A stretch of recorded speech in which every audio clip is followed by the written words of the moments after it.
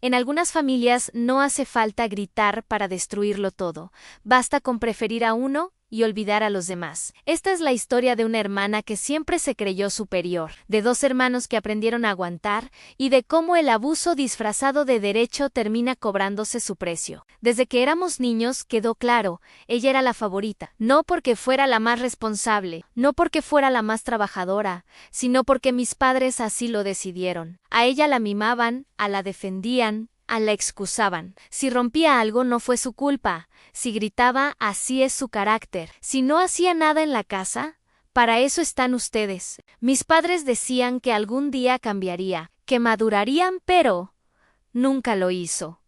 Porque nunca lo necesitó. Mi otro hermano y yo crecimos diferente. Nos enseñaron a obedecer, a trabajar, a no quejarnos. Mientras ella dormía hasta tarde, nosotros ayudábamos en la casa. Mientras ella salía, nosotros trabajábamos. Ella nunca tuvo un empleo. Nunca sintió la presión de ganarse nada.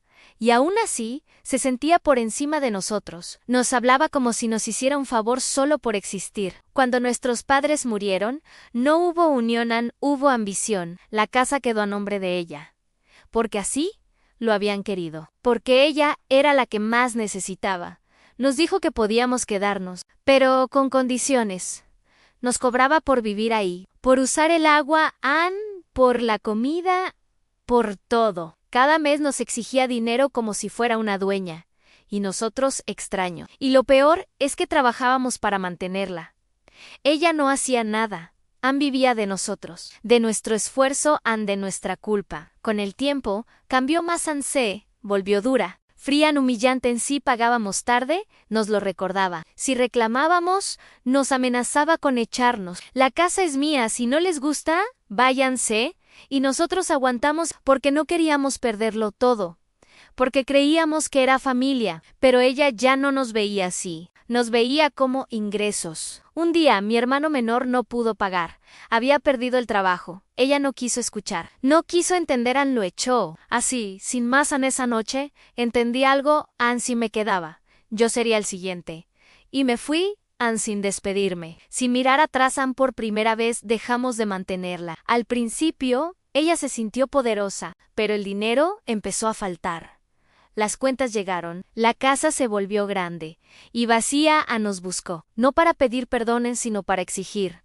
Pero ya no había nadie, los amigos no llegaron, a la familia tampoco, porque nadie se queda donde solo lo usan. Hoy sigue en esa casa, sola, rodeada de cosas, pero sin personas. Y yo entendí algo que nunca olvidaré: el favoritismo crea monstruos. El abuso disfrazado de derecho se paga caro. Y hacer las cosas mal puede darte todo por un tiempo, pero al final te lo quita todo. Porque el respeto no se hereda, y el amor no se cobra. En mi familia éramos 3 hermanos, 2 chicos y una chica. Ella, la del medio, siempre fue la favorita de mis padres. Desde pequeños, las diferencias eran evidentes. Mientras a nosotros se nos exigía excelencia y se nos castigaba con dureza por cualquier error, a ella se le perdonaba todo. Recuerdo una vez que rompí un jarrón jugando y me quedé sin salir un mes. Semanas después, ella rompió uno idéntico, y mis padres simplemente dijeron: ten más cuidado, cariño. Esa era la dinámica.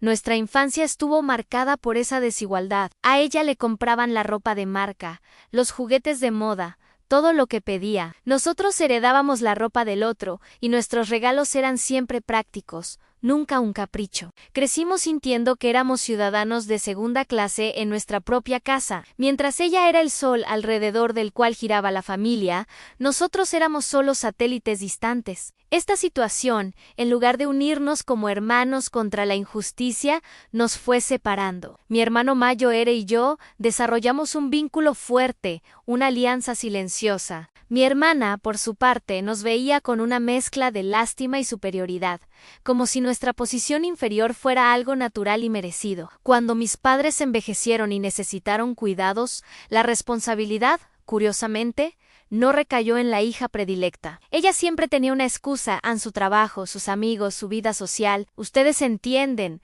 estoy muy ocupada, nos decía. Así que mi hermano y yo nos turnamos para cuidarlos, para llevarlos al médico, para asegurarnos de que no les faltara nada. Lo hicimos por amor y por deber, aunque una parte de nosotros sentía el escozor de la injusticia. Durante todo ese tiempo, mi hermana hacía visitas esporádicas, llegaba con una caja de bombones, les daba un beso y se marchaba, cosechando todos los elogios por su tierno gesto. El día que leyeron el testamento, el mundo se nos vino abajo. Mis padres le habían dejado todo a ella, la casa familiar, los ahorros de toda una vida, absolutamente todo. A nosotros, sus otros 2 hijos, nos dejaron una cantidad simbólica, casi insultante. Las palabras del abogado resonaban en la sala mientras mi hermana nos miraba con una expresión que nunca olvidaré. No era de sorpresa, era de triunfo. Ella lo sabía, siempre lo supo. Mis padres, en su ceguera, habían decidido que su amor se medía en bienes materiales